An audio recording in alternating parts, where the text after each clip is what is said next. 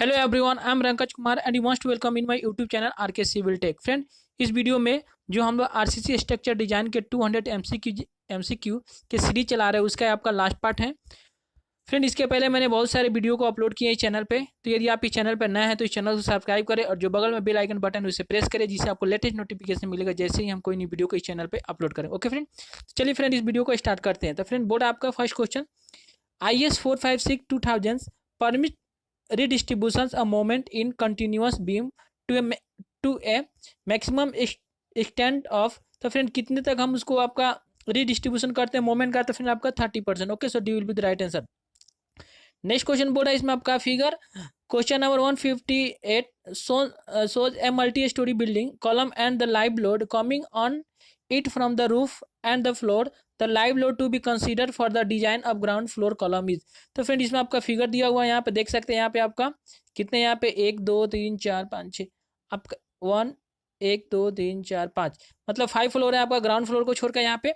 तो फ्रेंड इसमें बोल रहा है कि जब हम आपका ग्राउंड फ्लोर यहाँ पे जब डिजाइन करेंगे तो कितने लोड को कंसीडर करेंगे। ओके फ्रेंड, तो बोल रहा है कि the live load to be consider for the design from the ground floor. तो फ्रेंड जितने सारे लोड रहता है उसका आपका ओनली 17% लेते हैं। ओके, इसमें टोटल 100% लोड लेंगे, 70% लेंगे तो आपका टोटल आपका कितना आ जाएगा, 138 किलो न्यूटन आ जाएगा लाइव लोड। ओके, सो आपका will with right answer. Next question बोल रहा है इसमें आपका on a back fill of retaining wall drains are provide to. तो फ्रेंड जो हम आपका on back of retaining wall, जब रिटेनिंग वॉल हम लोग क्या करते हैं यहाँ पे जब डिजाइन करते हैं तो on back fill of retaining wall drains are provide to, तो उसमें ड्रेन हम लोग क्यों प्रोवाइड करते हैं फ्रेंड, उसका क्या फंक्शन होता है, तो ड्रेन हम लोग प्रोवाइड करते हैं। तो ऑप्शन ए लिखा हुआ है इसमें आपका जो statement 1, improve drainage in longitudinal directions, reduce water pressure on the steam, and option c बोल रहा है कि reduce frictional force on steam. तो फ्रेंड इसमें आपका बोल रहा है क्या करते हैं हम लोग, जो backfill of retaining wall drains are provided, तो ड्रेन हम इसलिए प्रोवाइड करते हैं क्योंकि क्या होता है जो आपका वाटर का आपका ड्रेन ऑफ हो जाता है, मतलब बाहर चले जाता है, जिससे क्या होता है आपका improve drainage in longitudinal strength. ठीक है, उसके जो ड्रेनेज है उसमें इंप्रूवमेंट आता है और reduce water pressure on the stream. अब जानते ही वाटर के चलते क्या होता है, उसमें वाटर आने से उसमें वाटर प्रेशर होगा, जिससे आपका अगर हम लोग वहाँ पर ड्रेनेज प्रोवाइड कर देंगे रिटेनिंग वॉल में आपका, तो क्या हो जाएगा उसमें जो वाटर प्रेशर आपका रिड्यूस हो जाएगा। तो ए और बी आपका सही है, लेकिन बोल रहा है रिड्यूस फ्रिक्शनल फोर्सेज, मतलब फ्रिक्शनल से इसको कोई लेना देना नहीं है वाटर को आपका। ओके, तो आपका सी क्या रॉन्ग है और ए और बी आपका सही है। ओके, तो आपका राइट आंसर क्या हो जाएगा, a and b are correct and c is wrong statement. Okay, next question बोल रहा है फ्रेंड आपका इन कांटिलीवर रिटेनिंग वॉल, बोल रहा है कांटिलीवर रिटेनिंग वॉल। तो इसमें क्या होता है फ्रेंड, जो आपका कांटिलीवर रिटेनिंग वॉल होता है तो इसमें toe slab bend up and heel slab bend down. ठीक है, जो आपका कांटिलीवर रिटेनिंग वॉल होता है, जैसे आप देखे होंगे यहाँ पे इस टाइप का कांटिलीवर रिटेनिंग वॉल आपका बता रहा हूँ मैं। फ्रेंड क्या होता है आपका इसमें toe slab bend up and heel slab आपका बेंड डाउन। ठीक है, इस टाइप का आपका मतलब कांटिलीवर होता है। इसमें क्या होता है, इसको हम बोलते हैं टो और इसको बोलते हैं हम हील बोलते हैं। ओके, तो इसमें हम क्या इस साइड हम लोग बैक फिलिंग करते हैं यहाँ पे, तो इसमें क्या होता है आपका अप होता है और इसमें जो यहाँ पे हम लोग जो रेनफोर्समेंट प्रोवाइड करते हैं कि आपका अप यहाँ पे डाउन प्रोवाइड करते हैं। ओके, और यहाँ पे आपका बैकफिल मटेरियल रहती है, तो इसलिए बोल रहा है इसमें आपका कांटिलीवर रिटेनिंग वॉल आपका toe slab bend up and heel slab bend down. Okay, so आपका B will be the right answer. Okay, next question बोल रहा है इसमें आपका if G is the unit weight of the flat backfill, K is the coefficient of active and earth pressure on cantilever retaining wall of height h, the maximum moment at the moment on the steam is। तो friend बोल रहा है कि जी आपका क्या unit weight of the flat backfill, K is the coefficient of active earth pressure on cantilever retaining wall of height H, the maximum moment on the stem is. तो friend बोल रहा है इसमें कि आपका मैक्सिमम मोमेंट ऑन स्टीम कितना होगा, तो फ्रेंड इसमें आपका होता है 1/6 K A into J into H के पावर 3। ठीक है, सो आपका D will be the right answer. Okay, next question बोल रहा है इसमें आपका in retaining wall E B is the surcharge and F is the angle of friction, the coefficient of active earth pressure. तो friend इसमें आपका क्या बोल रहा है कि आपका बी क्या है, सरचार्ज है यहाँ पे, सरचार्ज एंगल, एंड एफ क्या आपका एफ, मतलब इसमें आपको एफ को यहाँ 5 से डिनोट किया हुआ। ठीक है, यहाँ पे एफ लिखा हुआ है लेकिन आपका 5 से यहाँ पे ये जो आंसर दिया उसमें दिया हुआ है और 5 क्या आपका angle of internal friction, the coefficient of active earth press. तो इसमें बोर्ड आपका coefficient of active earth pressure.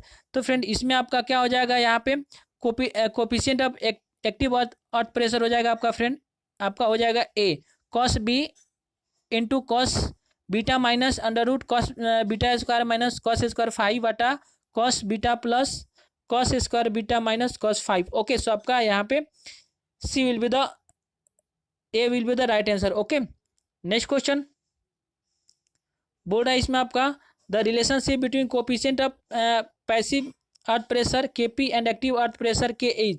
तो फ्रेंड जानते हैं हम लोग आपका जो एक्टिव अर्थ प्रेशर इनटू आपका passive earth pressure, coefficient of active earth pressure into coefficient of passive earth pressure equal to कितना होता है, 1 होता है। तो बोर्ड है इसमें आपका, तो केपी क्या हो जाएगा इक्वल टू जो आपका 1/k हो जाएगा। ठीक है, तो इसमें रिलेशन देखिएगा तो क्या हो जाएगा आपका C will be the right answer. Okay, तो आपका यहाँ पे C will be the right answer हो जाएगा। नेक्स्ट क्वेश्चन बोर्ड है इसमें आपका in reinforced concrete retaining wall a shear key is provide if the. तो बोर्ड है कि इसमें जो आप हम लोग रेनफोर्समेंट कंक्रीट रिटेनिंग वॉल बनाते हैं तो शियर की प्रोवाइड करते हैं। ठीक है, कब प्रोवाइड करेंगे फ्रेंड इसमें आपका, तो दिया हुआ है shear stress in the vertical stream is excess. उसके बाद आपका बोल रहा है यहाँ पे shear force in the toe slab is more than that in the heel slab. Option c retaining will not safe against sliding. ठीक है, जब आपका रिटेनिंग स्ट्रक्चर इसमें क्या होगा, नॉट सेप अगेंस्ट स्लाइडिंग, तो उसमें हम लोग आपका शियर की प्रोवाइड करते हैं। ओके, सो आपका राइट आंसर क्या जाएगा फ्रेंड, यहाँ पे C will be the right answer. Next question बोल रहा है इसमें आपका in the design of RCC retaining wall the minimum factor of safety against overturning should be. तो फ्रेंड इसमें बोल रहा है कि आपका जो कोफिशिएंट लेते हैं यहाँ पे हम लोग मिनिमम फैक्टर ऑफ सेफ्टी, यहाँ पे मिनिमम फैक्टर सेफ्टी अगेन आपका क्या यहाँ पे अगेन ओवर टर्निंग। ठीक है, टर्निंग होता है और एक होता है आपका स्लाइडिंग होता है। ठीक है, तो जो हम लोग टर्निंग के केस में लेते हैं आपका कितना 2.5 लेते हैं और स्लाइडिंग के केस में हम लोग कितना लेते हैं 2 लेते हैं आपका फैक्टर ऑफ सेफ्टी। ओके, तो इसमें आपका पूछ रहा है क्या, यहाँ पे आपका ओवर टर्निंग पूछ रहा है, सेफ्टी अगेन ओवर टर्निंग, तो इसमें हम लोग लेंगे, हम लोग कितना यहाँ पे लेंगे आपका, तो 2.5 लेते हैं। ओके, सो आपका राइट आंसर क्या हो जाएगा फ्रेंड, यहाँ पे C will be the right answer.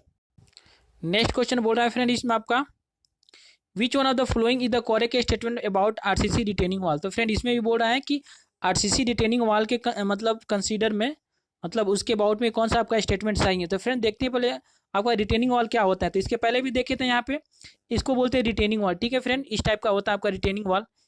ये आपका क्या है रिटेनिंग वॉल, यहाँ से हम लोग पूरा जो आपका बैकफिल मटेरियल होता है वहाँ पे सॉइल वॉल डालते हैं, इसको बोलते हैं हम हिल बोलते हैं, इसको बोलते हैं हम आपका टो बोलते हैं। और यहाँ पे आपका एक शियर की प्रोवाइड होता है। ठीक है, यहीं पे शियर की प्रोवाइड करते हैं जिससे क्या होता है आपको स्लाइडिंग करने से रोकता है। ओके, तो बोल रहा है इसमें आपका जो ऑप्शन देखिएगा, इसमें बोल रहा है कि toe slab and heel slab are provided with reinforcement at the top. मतलब बोल रहा है कि हम लोग जो आपका यहाँ पे मतलब टो और हील में हम लोग रेनफोर्समेंट कहाँ कहाँ प्रोवाइड करते हैं। तो फ्रेंड आपका हील है, तो जानते हैं जब इसमें हम लोग क्या करेंगे, यहाँ पे आपका बैकफिल होगा, जब इसमें हम लोग इस साइड हम लोग क्या करेंगे आपका सॉइल बैकफिल करेंगे इसमें, तो यहाँ पे जो प्रेशर इसके यहाँ इस फेस पर आएगा। ठीक है, तो यहाँ पे हम लोग क्या करते हैं, यहाँ पे रेनफोर्स प्रोवाइड करते हैं और ये आपका जो रिटेनिंग वॉल होता है इसके फेस पे भी इनर साइड में हम लोग यहाँ पे आपका रेनफोर्समेंट प्रोवाइड करते हैं।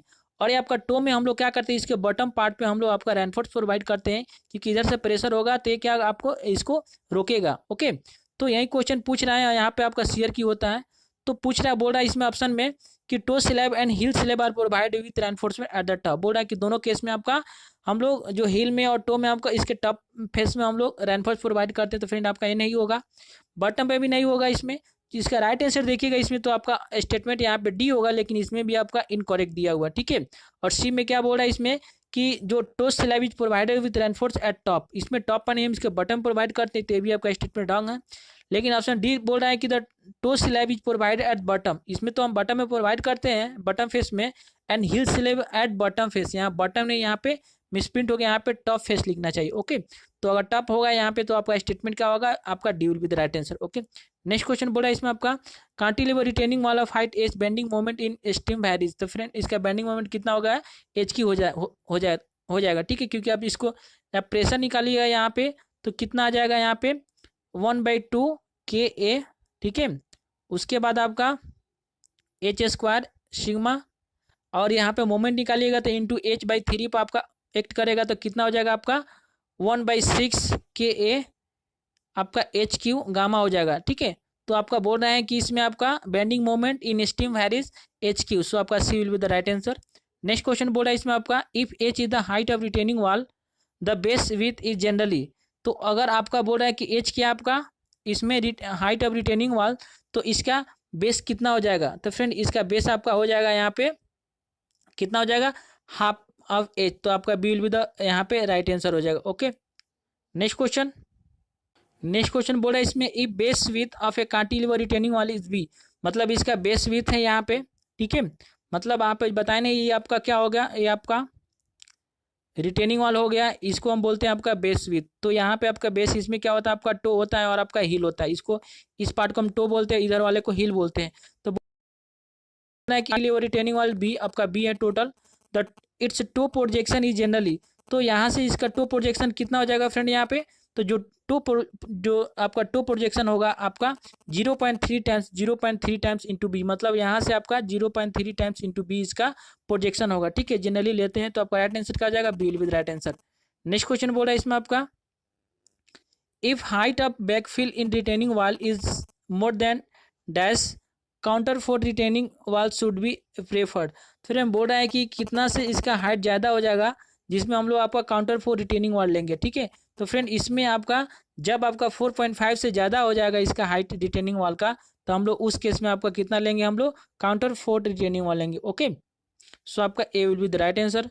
नेक्स्ट क्वेश्चन बोल रहा है इसमें आपका in the steam of counter for retaining wall main reinforcement are, तो उसमें हम लोग आपका मेन रेनफोर्समेंट कहाँ प्रोवाइड करते हैं फ्रेंड, तो आपका जो काउंटर फॉर रिटेनिंग वॉल होता है यहाँ पे इस टाइप के कुछ स्ट्रक्चर यहाँ पे बनाए जाते हैं, यहाँ पे देखोगे इस टाइप के स्ट्रक्चर कुछ बना दिए जाते हैं यहाँ पे, मतलब उसको मतलब साइड में क्या करते हैं यहाँ पे फिर बता रहा हूँ आप। तो फ्रेंड आप देखिए यही आपका क्या है, रिटेनिंग आपका काउंटर फॉर रिटेनिंग वॉल है, देख रहे हैं इसमें, इसी को हम बोलते हैं काउंटर फॉर, ये तो आपका एक्चुअली रिटेनिंग वॉल होता है यहाँ पे, समझ पा रहे हैं यहाँ पे, और ये आपका रिटेनिंग वॉल होता है।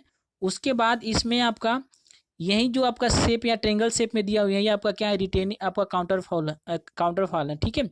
काउंटर फोर्ट है आपका, यहीं पे प्रोवाइड करते हैं। इसका स्पेसिंग कितना होता है फ्रेंड, तो 1/4 से लेकर 1/3 तक, इसका 1/4 से लेकर 1.5 तक अबाउट इसका लेते हैं यहाँ के स्पेसिंग, मतलब इन दोनों के स्पेसिंग यहाँ पे देते हैं, मतलब जितना इसका हाइट होगा वहाँ पे उसके 1/4 से लेकर 1/5 तक इसका हम लोग स्पेसिंग लेते हैं, ठीक है। अगर रिटेनिंग वॉल का हाइट जितना दिया रहा है, इसी को हम लोग हील बोलते हैं यहाँ पे, और इसको हम लोग टो बोलते हैं, समझ पा रहे हैं यहाँ पे। तो और इसके टो साइड हिल्स है, सॉरी यहाँ पे हिल साइड हम लोग आपका देख रहे हैं क्या आपका ये बैकफिल है, ठीक है। यहाँ पे जो सॉइल डालते हैं इसी को बैकफिल बोलते हैं यहाँ पे, तो इसके हम लोग हिल साइड ही इसको क्या करते हैं, इसके बैकफिल करते हैं। तो ये आपका स्टीम इसको बोलते हैं, यहाँ पे देख रहे हैं इस सबको स्टीम है यहाँ पे, तो इसको हम लोग स्टीम बोलते हैं यहाँ पे, और इसको हम लोग यहाँ पे बैकफिल, इसको काउंटर फुट वाल बोलते हैं। तो यहीं पे इसके जो फेस होता है यहीं पे हम लोग क्या प्रोवाइड करते हैं, यहाँ पे हम लोग आपका रेनफोर्समेंट प्रोवाइड करते हैं, इसके वर्टिकल में भी और इसी इंक्लाइन में भी हम लोग आपका रेनफोर्समेंट प्रोवाइड करते हैं, जिससे क्या होगा आपका ये आपका जहाँ प्रेशर जो एक्ट करेगा, जो सॉइल का अर्थ प्रेशर उसको आपका बियर करेगा, ठीक है। और यहाँ पे इसके टू जो यहाँ पे टू स्लैब है, टू स्लैब की इसके बॉटम पे और यहाँ पे इसके टॉप पे प्रोवाइड करते हैं, क्योंकि सॉइल इधर बैक फिलिंग कर रहे हैं, जिससे क्या होगा आपका अर्थ प्रेशर इधर से एक्ट करेगा। ओके, तो इसको काउंटर फुट करने के लिए हम लोग क्या करते हैं, इसमें रेनफोर्समेंट प्रोवाइड करते हैं। और यही आपका जो रिटर्निंग वॉल के क्या होता है एक्चुअली, जो हम लोग नेचुरली जो ग्राउंड स्लोप होता है उसमें हम बैक फिलिंग करके उसको क्या करते हैं, सॉइल को रोकते हैं, इसलिए उस टाइम पे हम लोग आपका यूज करते हैं। और हम लोग काउंटर फुट इसके पहले वाले क्वेश्चन में देखे थे, कब कहाँ प्रोवाइड करते हैं, जब इसका हाइट आपका रिटेनिंग वॉल का हाइट 4.5 मीटर से ज़्यादा होगा, तो उस केस में हम लोग काउंटर फॉर रिटेनिंग वॉल का स्ट्रक्चर करेंगे, ठीक है। काउंटर फॉर रिटेनिंग वॉल का स्ट्रक्चर हम लोग देते हैं। ओके, चलिए फ्रेंड इसका क्वेश्चन देखते हैं। बहुत सारे क्वेश्चन आपका है पूछेगा, इसका स्पेसिंग कितना है। तो फ्रेंड बोल रहा है इसमें आपका in the steam of counter for retaining wall the main reinforcement are, तो उसमें मैन रेनफोर्समेंट आर कहाँ होता है फ्रेंड, तो horizontally away from the earth face in some portion and on the earth face in some other position, ठीक है। So आपका D will be right answer हो जाएगा।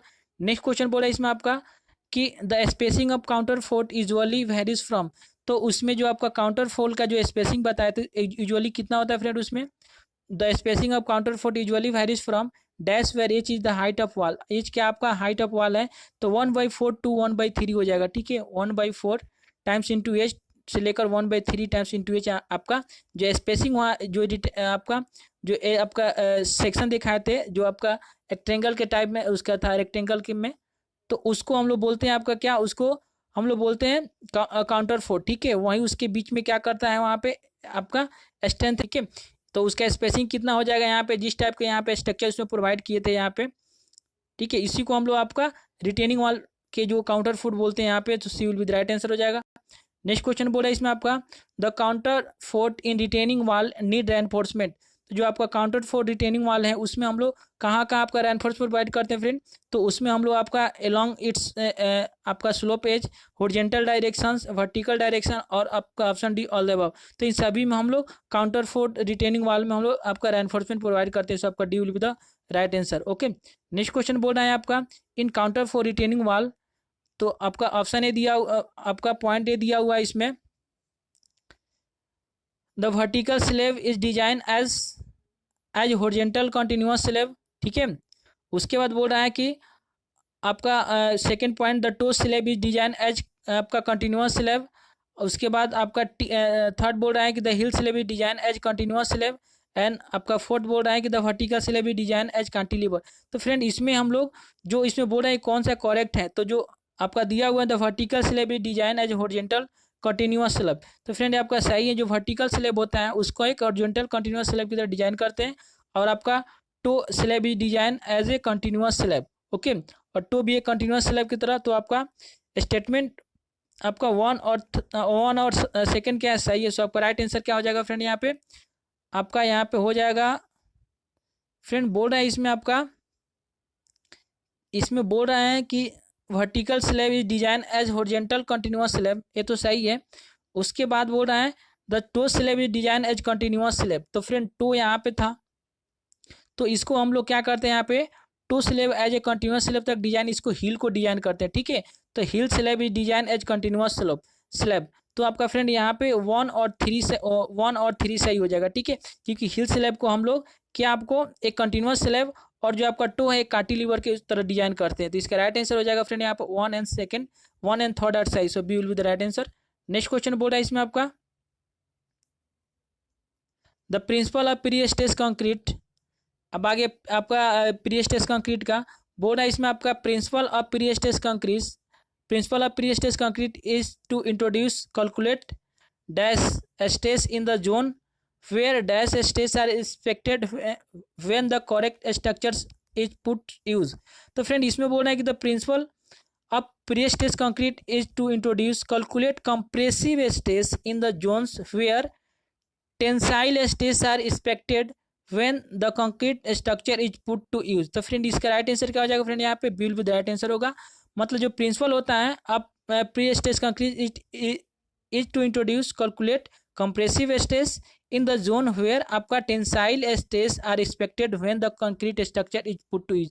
जब उसको यूज करते हैं उसको रखते हैं, तो अगर उसमें हम लोग आपका टेंसाइल आ रहा है स्ट्रेस, तो उसको जिसका प्रिंसिपल होता है क्या करते हैं उसमें हम लोग कंप्रेसिव प्रोवाइड करते हैं, जिससे क्या होगा आपका न्यूट्रल हो जाएगा, आपका जो न्यूट्रल हो जाएगा वहाँ पे। ठीक है, बैलेंस सेक्शन हो जाएगा, उसमें एक साइड में आपका कंप्रेसिव आ जाएगा, एक साइड में आपका टेंसाइल आ जाएगा। तो आपका B will be the right answer. Okay, next question बोल रहा है इसमें आपका द क्यूब बोल रहा है कि इसमें आपका the cube strength of concrete use for pre stress concrete member should not be less than.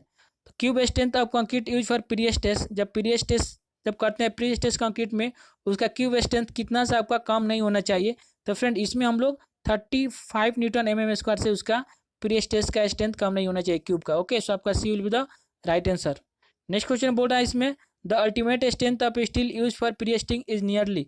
तो ultimate strength of steel use for prestressing तो कितना होता है फ्रेंड, इसमें हम लोग हाई रखते हैं। ठीक है, तो इसमें कितना हो जाएगा आपका 1400 न्यूटन mm²। सो आपका D will be the right answer. Next question बोल रहा है इसमें आपका mild steel cannot be use for pre pressing since. जो हम लोग माइल्ड स्टील को प्री स्ट्रेसिंग कंक्रीट में यूज नहीं करते हैं, तो क्यों नहीं करते हैं फ्रेंड, उसका रीजन क्या है, तो उसका रीजन ये होता है कि आपका pre stressing loss of pre stress is high. ठीक है, percentage of loss of pre stress is high, इसलिए वहाँ पे हम लोग माइल्ड स्टील को यूज नहीं करते हैं, उसमें हम लोग HYSD हाई एल डिफॉर्मेट बार को यूज करते हैं, ठीक है, जैसे Fe415 या आपका 500 को यूज करते हैं। ओके, सो आपका यहाँ पे b will be the right answer, क्योंकि जो उसमें प्रीवियस टेस्ट होता है उसमें आपका परसेंटेज लॉसेस हाई होता है, इसीलिए हम लोग यूज नहीं करते। Okay, so B will be the right answer. Next question बोल रहा है इसमें आपका advantage of previous test concrete member over equivalent enforcement RCC member is. तो फ्रेंड जो हम लोग प्रीवियस टेस्ट कंक्रीट का क्या एडवांटेज है over equivalent strength RCC member. तो फ्रेंड इसका मेन एडवांटेज आपका है कि इसमें क्या होता है, मोर ड्यूरेबल होता है, ठीक है, उसकी ड्यूरेबिलिटी हाई होती है। डेड वेट इज लेस, क्या होता है उसका डेड वेट भी लेस, मतलब बहुत कम होता है।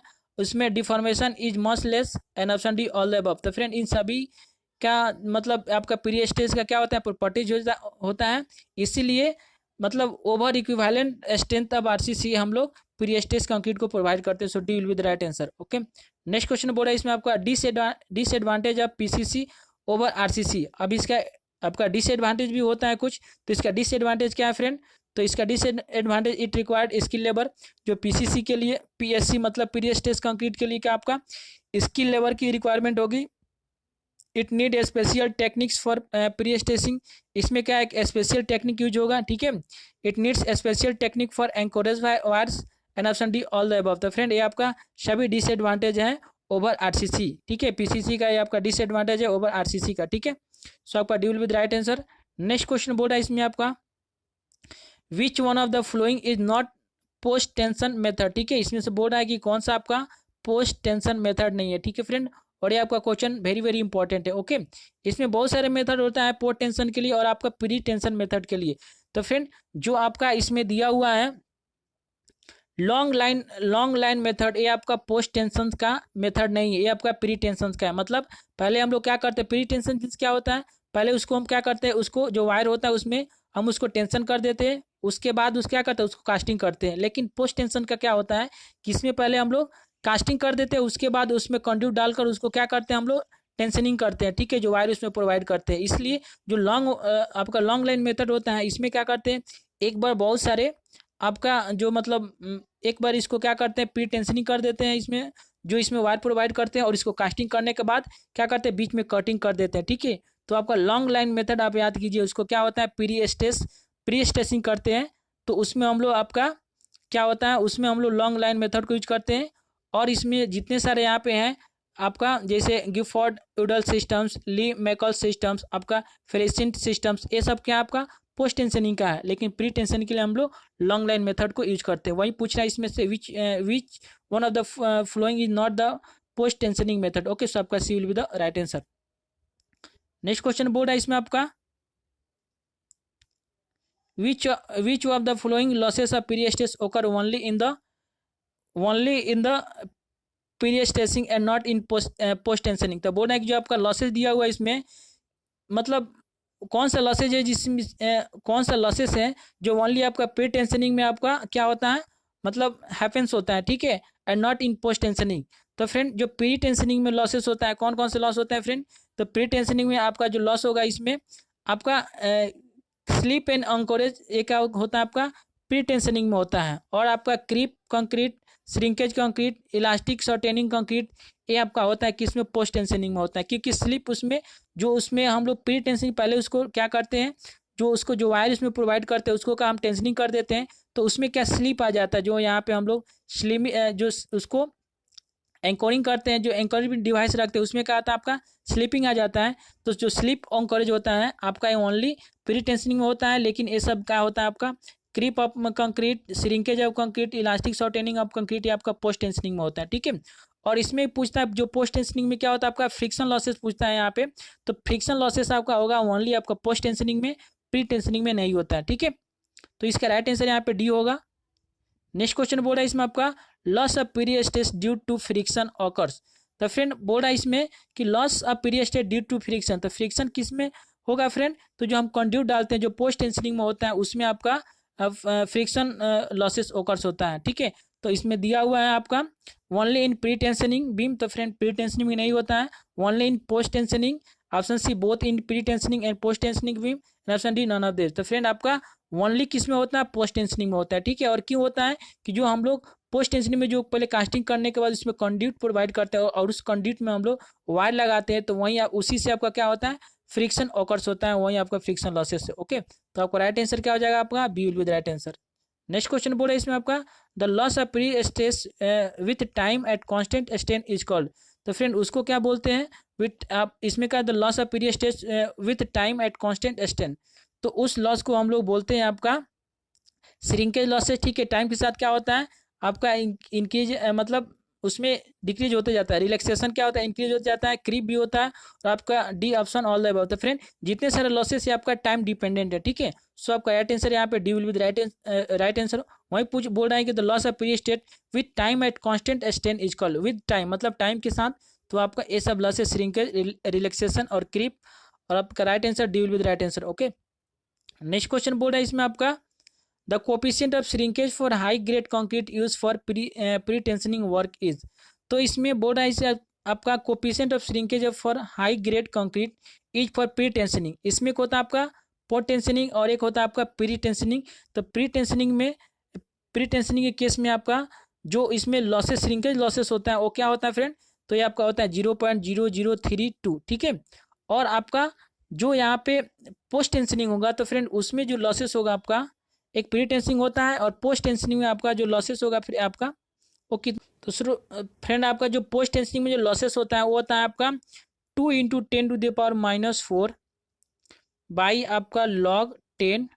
ठीक है, t+2 या टी आपका क्या है टाइम है यहाँ पे, इंटू आपका यंग मॉडुलस ऑफ स्टील। ठीक है, ये आपका क्या है पोस्ट टेंशनिंग में होता है, और प्री टेंशनिंग में आपका क्या होता है 0.0 मतलब आपका हो जाएगा कितना, इसको हम ऐसे भी लिख सकते हैं यहाँ पे 3 इंटू, यहाँ पे हम इस तरह से भी इसको लिख सकते हैं 3 × 10⁻⁻⁴। ओके, तो ये आपका हो जाएगा इसमें प्री टेंशनिंग में। ओके, और आपका पोस्ट टेंशनिंग में होता है आपका 2 × 10⁻⁴ by log t+2 into ES। Okay, और एक इसमें बोलता है कि जो प्री टेंशनिंग होता है और एक आपका पोस्ट टेंशनिंग होता है, तो किसमें लॉसेस ज़्यादा होगा। तो फ्रेंड आपको बता रहा हूँ यहाँ पे जो प्री टेंशनिंग होता है, ठीक है, प्री टेंशनिंग में आपका मतलब लॉसेस ज़्यादा होता है यहाँ पे एज कम्पेयर टू आपका पोस्ट टेंशनिंग में। ठीक है, और ये कितना होता है, तो आपका पोस्ट टेंशनिंग में जो लॉस होगा इसमें आपका अबाउट 15% होता है, और आपका प्री टेंशनिंग में लॉस आपका अबाउट 20% होता है। ठीक है, तो अगर पूछे कहीं कि किस में आपका लॉस ज़्यादा होगा, तो प्री टेंशनिंग में लॉस आपका ज़्यादा होगा, इसलिए जो इसका हम लोग ग्रेड प्रोवाइड करते हैं कंक्रीट का कितना होता है M40 होता है। ठीक है, और इसमें कितना प्रोवाइड करते हैं M30 प्रोवाइड करते हैं, क्योंकि इसका लॉसेस क्या होता है ज़्यादा होता है, इसलिए इसका जो ग्रेड ऑफ कंक्रीट हाई होता है एज कम्पेयर टू आपका post tensioning. Okay, next question बोल रहा है इसमें आपका लॉस इन प्री स्ट्रेस। ठीक है फ्रेंड, यहाँ पूछ ही दिया है क्वेश्चन, यहाँ बोल रहा है कि loss in pre stress beam and post tensioning member में बी टेकन एज। तो फ्रेंड बोल रहा है कि इसमें आपका जो लॉस प्री स्ट्रेसिंग में और आपका पोस्ट टेंशनिंग में कौन कौन सा होता है फ्रेंड। तो जो आपका प्री स्ट्रेस में होता है वो कितना हो जाएगा फ्रेंड आपका 50 to 20। ठीक है, अबाउट मिस के या 20 to 15%। ओके, तो इसका राइट आंसर फ्रेंड यहाँ पे क्या हो जाएगा आपका A will be the right answer. ठीक है, पहले आपका प्री टेंशनिंग पूछा है, उसके बाद आपका पोस्ट टेंशनिंग पूछा है। ओके, तो इसमें आपका जो लॉसेस हो जाएगा, तो फ्रेंड इसमें देखिएगा तो आपका ऑप्शन ए में क्या अपोजिट दिया हुआ है, क्योंकि इसमें पहले आपका प्री टेंशनिंग लिखा है। ठीक है, इसमें इसका पोस्ट टेंशनिंग लिखा है, तो जानते हैं जो प्री टेंशनिंग में लॉसेस ज़्यादा होता है, तो आपका प्री टेंशनिंग में क्या हो जाएगा यहाँ पे 20 to 25%, और आपका पोस्ट टेंशनिंग में 15 to 20%। तो इसमें लिखा है यहाँ पे लॉस इन प्री टेंशनिंग, पहले प्री टेंशनिंग पूछा है, एंड पोस्ट टेंशनिंग मेंबर में बी टेकन एज। ठीक है, रेस्पेक्टिवली यहाँ पे लिखा है, तो इसमें क्या पहले प्री टेंशनिंग हो जाएगा तो 50 to 25%, और इसमें आपका पोस्ट टेंशनिंग में 50 to 20% आपका बिल विद राइट आंसर। ठीक है, इसमें कंफ्यूज नहीं होगा, थोड़ा सा आपको मिस्टेक होने से क्या हो जाएगा आपका ऑप्शन ए करेक्ट हो जाएगा। ओके, तो इसमें देखना है, इसमें आपका रेस्पेक्टिवली पूछा है, पहले प्री टेंशनिंग उसके बाद पोस्ट टेंशनिंग लिखा है। ओके, नेक्स्ट क्वेश्चन बोल रहा है इसमें आपका which of the following is the high tensile strength. ठीक है, इसमें से जो ऑप्शन दिया हो इसमें से बोल रहा है कि किसका आपका हाई टेंसाइल स्ट्रेंथ है। ठीक है, तो फ्रेंड इसमें आपका जो कोल्ड ड्रॉन वायर होता है इसका सबसे हाई आपका हाई टेंसाइल स्ट्रेंथ होता है। ओके, सो आपका C will be the right answer. Okay, next question बोल रहा है इसमें high carbon content in the steel cause. तो जिसमें आपका हाई कार्बन हो जाएगा, ठीक है, मतलब जो भी अगर आपका स्टील है उसमें हाई परसेंटेज ऑफ कार्बन होगा, तो उसका क्या रीजन होगा फ्रेंड? जब उसमें हाई हो जाएगा उसमें तो हो जाएगा आपका increase in tensile strength but decrease in ductility, ठीक है। उसमें क्या हो जाएगा, उसका टेंसाइल स्ट्रेंथ तो इंक्रीज हो जाएगा लेकिन जो आपका डक्टिलिटी क्या हो जाएगा, डिक्रीज हो जाएगा। ओके, सो आपका C will be the right answer. Okay, important question है भी। नेक्स्ट क्वेश्चन बोल रहा है इसमें आपका, if elastic modulus of high tensile strength TE and that of mild steel is EMS, ठीक है। तो बोल रहा है इसमें आपका, then the if elastic modulus of high tensile high tensile steel is TS and the mild steel is ES, तो इसका रिलेशन क्या हो जाएगा फ्रेंड? जो आपका इलास्टिक मॉडुलस होता है दोनों का सेम होता है, हाई टेंसाइल स्ट्रेंथ ले आपका माइल्ड स्ट्रेंथ ले, ठीक है। जो इलास्टिक मॉडुलस होता है दोनों का सेम होता है, सो आपका राइट आंसर क्या हो जाएगा? B will be the right answer. Okay, next question बोल रहा है आपका, for water retaining structure minimum grade of concrete to be use is. तो फ्रेंड जब हम लोग आपका वाटर रिटेनिंग स्ट्रक्चर लेते हैं तो उसमें से कौन से ग्रेड ऑफ कंक्रीट लेते हैं? तो फ्रेंड उसमें हम लोग आपका कौन सा लेते हैं? तो M25 आपका मिनिमम होता है, ठीक है।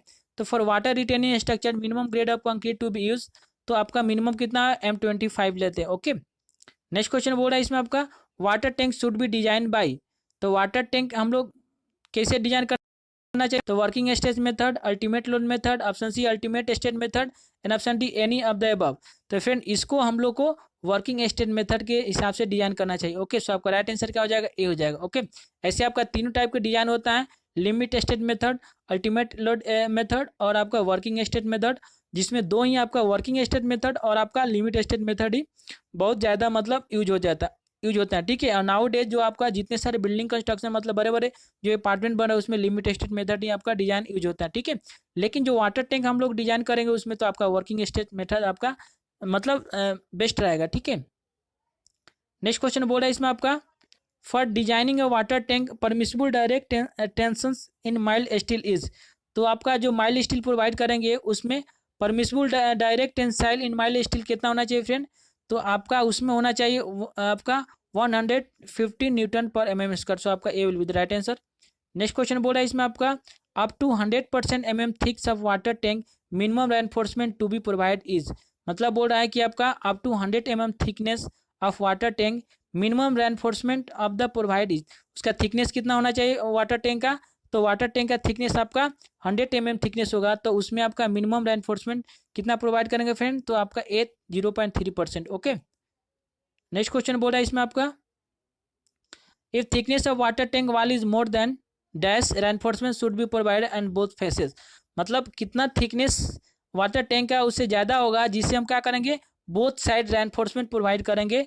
तो फ्रेंड उसमें अगर थिकनेस आपका 225 से अगर ज़्यादा हो जाएगा यहाँ पे, मतलब 225 mm से उसका थिकनेस, तो उसके जो बोथ साइड इनर और आउटर साइड हम लोग रेनफोर्समेंट प्रोवाइड करेंगे। ओके, सो आपका C will be the right answer. तो पूछना thickness of water tank wall is more than, मतलब अगर 225 से उसका थिकनेस ज़्यादा हो जाएगा तो reinforcement should be provide on both faces, ठीक है, इनर और आपका आउटर। ओके, नेक्स्ट क्वेश्चन बोल रहा है इसमें आपका, maximum reinforcement in water tank wall of 100 mm and 450 mm should be respectively. बोल रहा है कि maximum reinforcement in water tank wall of 100 mm and 400 mm should be respectively. बोल रहा है कि इसमें फ्रेंड बोल रहा है इसमें आपका थिकनेस छूट गया यहाँ पे। तो maximum reinforcement in water tank wall of 100 mm and 450 mm thickness should be respectively. मतलब अगर थिकनेस इतना होगा तो कितना उसमें हम लोग रेनफोर्समेंट प्रोवाइड करेंगे? तो फ्रेंड अगर आपका 100 रहेगा तो 0.3 एंड 0.2% रेस्पेक्टिव हम लोग इसमें रेनफोर्समेंट प्रोवाइड करेंगे। सो आपका राइट आंसर क्या हो जाएगा? A will be the right answer. Okay, next question बोल रहा है इसमें आपका, rise up spherical domes of diameter D in water tank should be. तो फ्रेंड उसमें जो हम लोग स्फेरिकल डोम बनाते हैं, ठीक है, टैंक के ऊपर, तो rise up spherical dome of diameter D in water tank, तो कितना होगा फ्रेंड? तो उसका जो हम लोग आपका राइज मतलब जैसे आपका टैंक होगा यहाँ पे, टैंक के ऊपर हम लोग स्फेरिकल डोम प्रोवाइड करते हैं यहाँ पे, ठीक है। तो जो इसका हाइट होता है वो कितना होगा फ्रेंड? तो फ्रेंड उसका अगर आपका डायमीटर, इसका डायमीटर कितना दिया हुआ है, इसका जो स्फेरिकल डोम का डायमीटर आपका डी दिया हुआ है, तो उसका हाइट आपको कितना हो जाएगा फ्रेंड? तो आपका हाइट हो जाएगा यहाँ पे 1/7D। ओके फ्रेंड, तो इस तरह से इस वीडियो का यहाँ पे जाएगा तो मैचिंग टाइप का दिया हुआ है जो उतना इंपॉर्टेंट नहीं है, ठीक है, और जितना सारे दिया हुआ है इसमें कुछ पार्ट इंपॉर्टेंट है। और यहाँ पे बहुत सारे जैसे यहाँ पे आपका वाटर टैंक का दे दिया डिजाइन। तो फ्रेंड इस वीडियो का ये लास्ट क्वेश्चन था। ओके, इसके बाद आपका मैचिंग टाइप है। तो ये वीडियो आप लोगों को कैसा लगा तो लाइक करें, कमेंट करें और शेयर करें, जिससे हमको थोड़ा सा मोटिवेशन मिलेगा। हम फिर आपके पास एक नया वीडियो लाएंगे। तब तक के लिए गुड बाय और thank you for watching this video. Okay.